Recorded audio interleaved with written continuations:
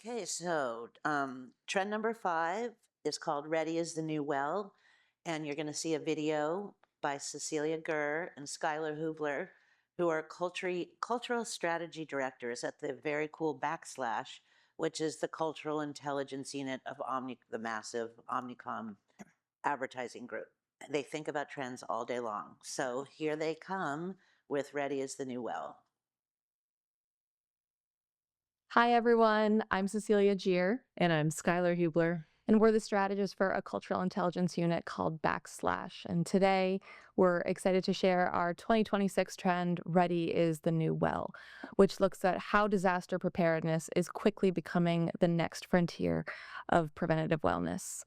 This past year really brought that shift into focus. It began with record breaking wildfires in Los Angeles and ended with devastating floods across Southeast Asia, making it clearer than ever that climate disasters are part of our new normal. And it's not just that these events are happening more often, they're also more visible than ever.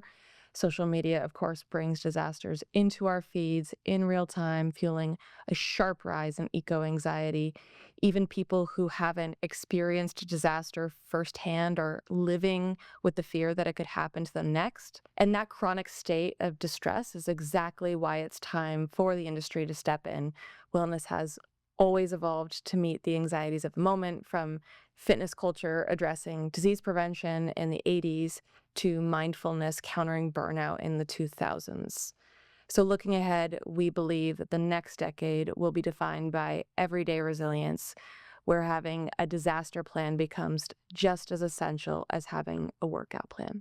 In terms of what exactly this looks like, our trend outlines the opportunities through three key pillars, which are mental resilience, physical readiness, and community interdependence.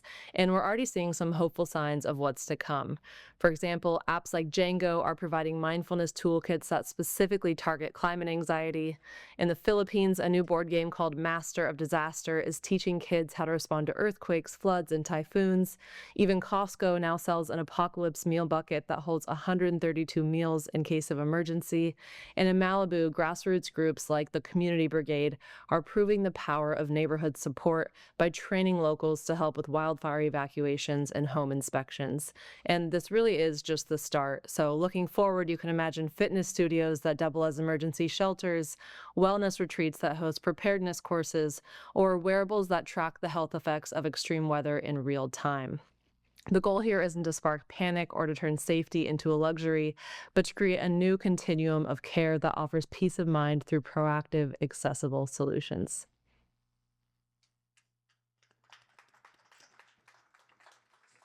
All right. Those guys are they're so good, the two of them. And I learned so much from this trend. Like, I found it absolutely fascinating. I love how they've framed this idea of disaster readiness as kind of a new kind of resilience. And I think it is important.